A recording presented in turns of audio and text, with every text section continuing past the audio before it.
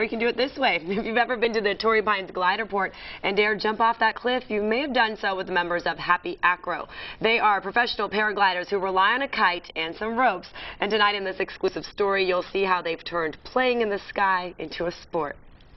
Carefully crafted acrobatics, members of Hapiacro dance across the sky, flying in unison, becoming one with uncertainty. Nature is unpredictable. The wind can change from moment to moment. But those are the moments professional paragliders cherish. When you're flying, you're making a lot of decisions that are going to happen later. It's a bit of a chess game. You're trying to look a few moves ahead. Where am I going to glide to? What's the next bit of lift? They use pockets of hot air, thermals, and higher elevation wind to twirl, spin, even flip. Acrobatics is basically seeing all the funny, weird things you can do with the wing in the air. Adam Fishbach stepped off the edge as early as 10. His father, one of the first people to glide back in the 70s. It was here at the Torrey Pines glider port, directly above the mighty and majestic Pacific, where these men first fell in love with flight, becoming tandem instructors and forming their Hapiacro team.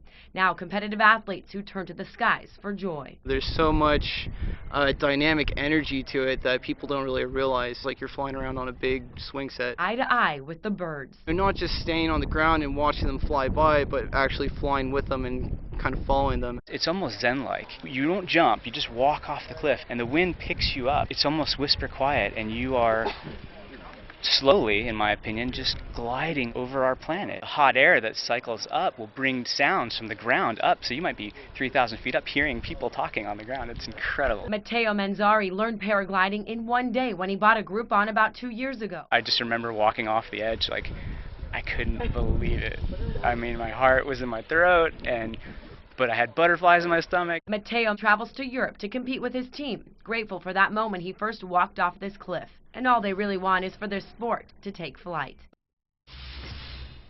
Now, I first jumped off the edge with Adam Fishbach at Torrey Pines glider port about a month ago. So while we were flying high in the sky, he told me all about his acrobatic skills and his teammates. I asked him, please don't do those tricks with me. But we had a nice flight. It was very, very nice out there. Most of the days really is. Members of Hapiacro will be going to Peru soon to fly over the sand dunes. And then they plan to go to Turkey to teach an acrobatic safety course in paragliding.